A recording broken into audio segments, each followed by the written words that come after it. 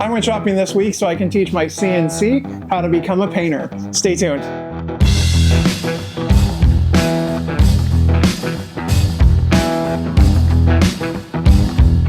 So let's see what I bought. I went ahead and got some 12 by 12, some 10 by 10, and a bunch of 8 by 8 little canvas boards. They're hardback, so I think they'll be really nice on the CNC. They won't do a lot of flexing. I also got some oil paints. I got some dual brush pins, which we'll use first, and a fancy, very fancy big brush, which is way too big for what it needs, so I'm gonna cut it down. So the first thing for this project, I want to use my markers and to do a drawing before I get to painting. So I went ahead into ChatGPT and I asked it to go ahead and create me a UFO. From there I said, hey, let's go ahead and create a UFO with Sasquatch. Maybe get Sasquatch being abducted. So I grabbed this first image and then let's go ahead and make it in the style of Van Gogh. That's not really enough for me, so let's do it in the background. Bam, there we go. I love that. So let's go ahead and pull that into Aspire. And once I've got that in Aspire, it's super simple to do a drawing path. So if I select the image and I come up to my toolpaths and do sketch carving toolpath, the system is going to go ahead and grab all the lines for me. Now I can adjust it as I want, but I'm going to leave it as is. I'll go ahead and calculate it, and it takes just a second because there's a lot of lines to calculate. Once I calculate it, I'll go ahead and preview everything, and look at that. That's what it's going to draw for me. So let's go back out to the CNC and try it out. I'll install the Shark Tooth tool next. This tool is from NextWave CNC and it's an attachment for your router or spindle. You don't have to have a NextWave machine to use this attachment, as it fits any 1/4 inch collet. It then allows you to use 2 tightening screws to put in the pen or the paintbrush into the tool spot. Then you'll zero it out like you would any CNC bit on the corner of your work material.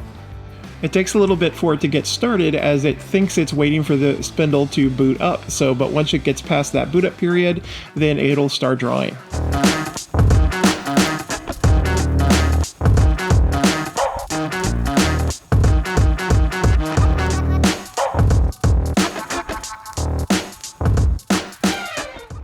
So tip number 1, I stopped halfway through for a couple of reasons. One, I have the vacuum pod too close to the edge of the travel of the beds. That was my mistake. So it was bottoming out or siding out on this. So I went ahead and stopped it.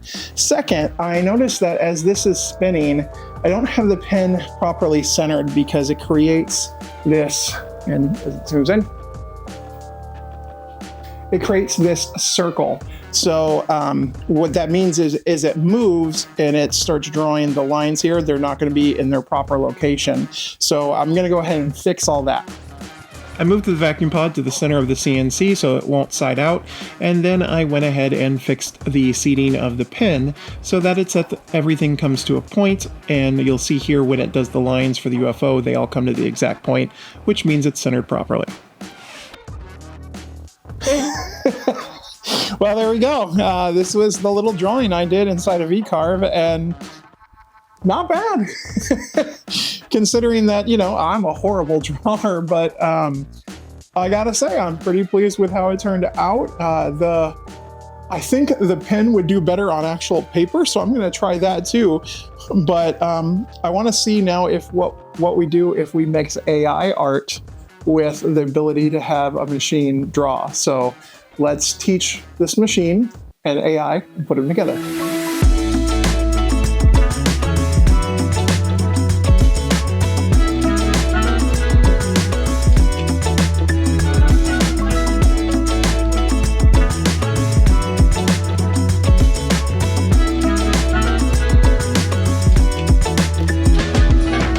Here are the 3 drawings all finished up. I have the one I did by hand and the 2 that I had AI create for me. So let's move on to teaching the CNC how to paint. Inside of eCarve, I went ahead and created a spiral pattern that I'm going to have the CNC go ahead and paint. But I need to know where to put the paint for that spiral pattern. So I used a drill path to go ahead and mark all these little circles where I'm going to put little dabs of my paint. For this first test, I'm using a 10 by 10 canvas and I'm marking all the little oil paint dabs on the circles. And I'm gonna do it across each other in this star pattern. And then it's time just to run the CNC and watch it. As a CNC guy, it's really trippy to watch this because it's definitely not what the CNC is designed for. Once I did the oil, I went ahead and moved over and did an acrylic version. And I want you to listen to what the CNC sounds like when it's just the motors moving. It's really interesting.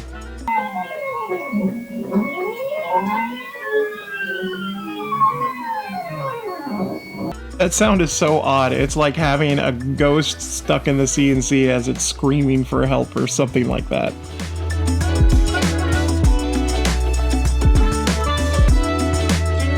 Here are my two test paintings. Number one, I have oil. Number two, I have acrylic. I like acrylic a lot better.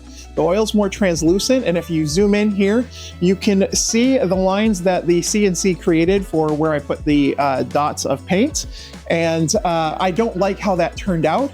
I like how the acrylic turned out. It's more opaque, so you don't see those. But two, I also like how the paint doesn't completely blend together, so you get a lot more color variations in this. So let's move on to painting some wood and creating some wall clocks. Inside of VCarve, I went ahead and created the pocket for the wall mechanism and then carved out these corner little embellishments as well. I used the V60 bit to cut this out on the CNC. And just like before, I'll go ahead and set up the paint on the boards for the spiral pattern. I'm going to go ahead and do two versions of this clock, one with this blue, and on this one I'm going to use the paintbrush to mark the hour marks on the clock. On the next version I'm going to do a kind of green and teal clock, and then I'm going to use the V60 bit to carve in the hour marks on this clock. It took about 2 weeks for the paint to fully cure and dry. Once that was done, I went ahead and used a satin spray lacquer to go ahead and coat the whole thing to finish the wood and also just to give it a protective coating over that paint. And then the final step is just to install the hanging hardware on the back of the clock and install the clock mechanism themselves. I'm just using one of these craft packages, so it's an easy just screw everything together.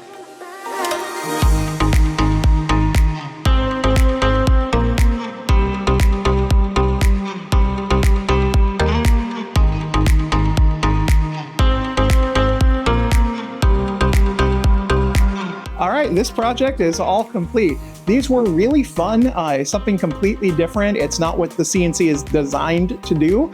So it was really interesting to give this a shot and see how it turned out. These 4 pieces, so my 2 little beastie with UFOs, and then the 2 painting clocks are gonna be available for sale right now on my store at duffywoodcraft.com. So if you want to support my channel and have the means to do so, I really would appreciate if you purchase these. It helps my channel grow and allows me to continue doing more projects. I hope to see you guys soon. In 2 weeks, I'll have another gumball video, which is where I draw a random project out of my gumball machine and we make it. I've already drawn and started filming, and it's going to be really exciting. So I hope to see you then. Make sure you subscribe and like, and I'll see you soon. Bye-bye.